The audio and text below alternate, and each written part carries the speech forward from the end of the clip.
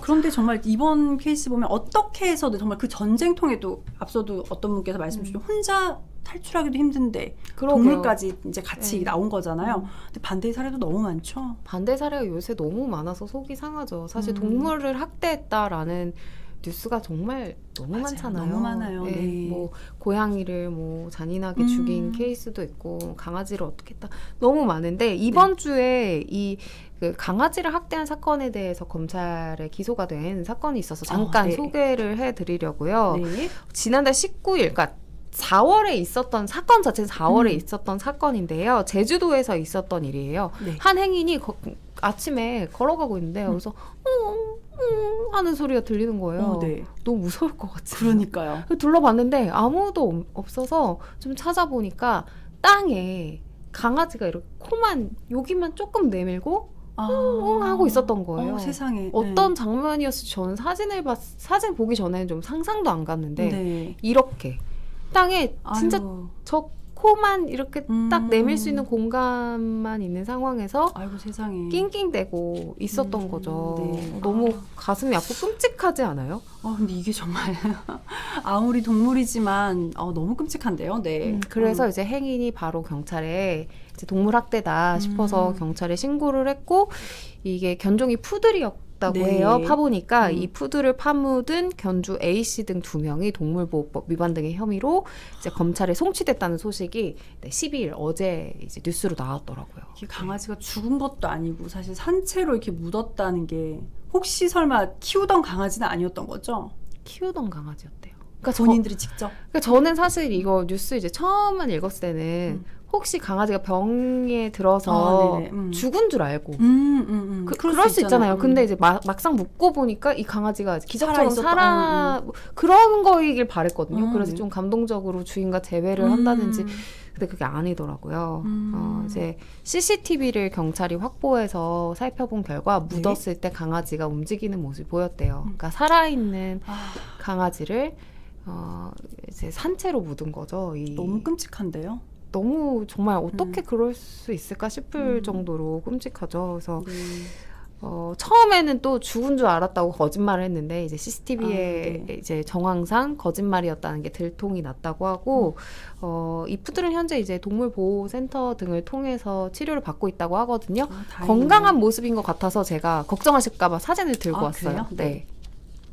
다행이죠. 너무 귀엽게 잘 자라고 있는데요. 조금 약간 억울한 표정이기는 한데, 그래도 무사히 별 건강에 큰 탈 없이 이제 구조가 됐다고 하니까 다행이고, 좋은 주인을 만났으면 좋겠다는 생각이 들더라고요. 이게 뭐 어쨌거나 구조가 달렸고 지금 저렇게 너무 예쁜 모습으로 다시 이제 회복하고 있다니까 다행인 것 같긴 한데, 어쨌거나 처벌은 해야 하는 거잖아요. 뭐 이렇게.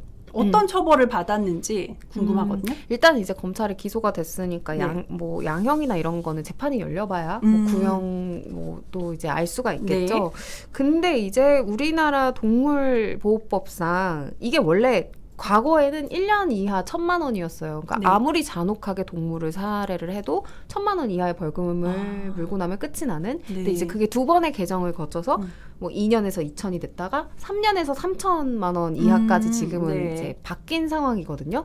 그런데도 불구하고 이 3년에서 3천만 원 이하까지 받는 경우가 잘 없어요. 그게 왜 그러냐면 이 동물보호 관련된 이 동물 학대 처벌 관련된 양형 기준이 없기 때문인데요. 기준이 없다. 네, 양형 기준이라는 게 이제 대법원의 이제 양형위원회라는 곳에서 정해지는 이제 양형 기준이에요. 여기에서 이제 형법상 이제 정해져 있는 그 기간에만 따르는 게 아니라 그 당시의 사회적 통념이나 국민의 상식을 반영해서 양형을 이제 결정하게끔 하는 그런 위원회인데요.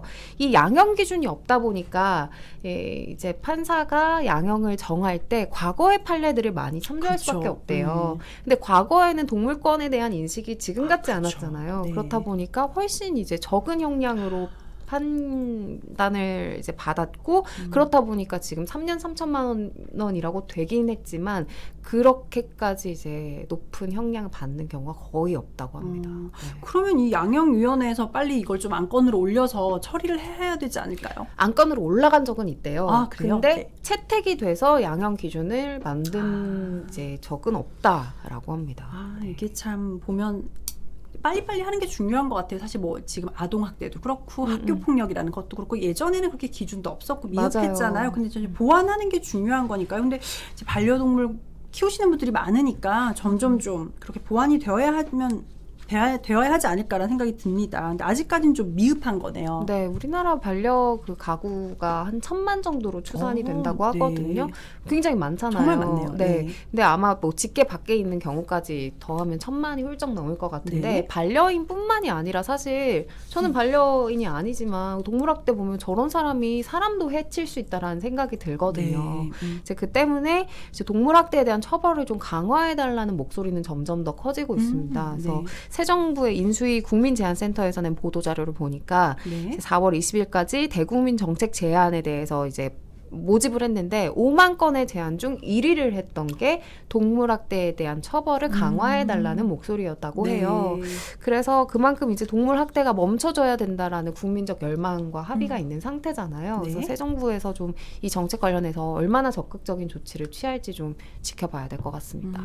이게 뭐 사회적인 관심이 있으면 사실 정부는 움직이게 되어 있잖아요. 네, 그러니까 관심을 좀 많이 가져주시면 정부도 움직이게 되지 않을까 생각을 합니다. 네. 네. 오늘 뭐 역시 반려동물 키우시는 분들이 많아서 지금, 네, 네, 말씀 많이 네. 주셨어요. 네. 그리고 과거에 있었던 일까지도 말씀 많이 주셨는데 정말 이렇게 관심을 계속 기울여 주시면 언젠가는 변화할 수 있으리라고 생각합니다. 네. 네, 홍승표님께서 드랍 더 큐시트 해주셔가지고 큐시트 산책으로 넘어가 볼까요? 그럴까요? 지금까지 이선영 아나운서 이하이였고요. 그럼 타이틀 위에 큐시트 산책 보겠습니다.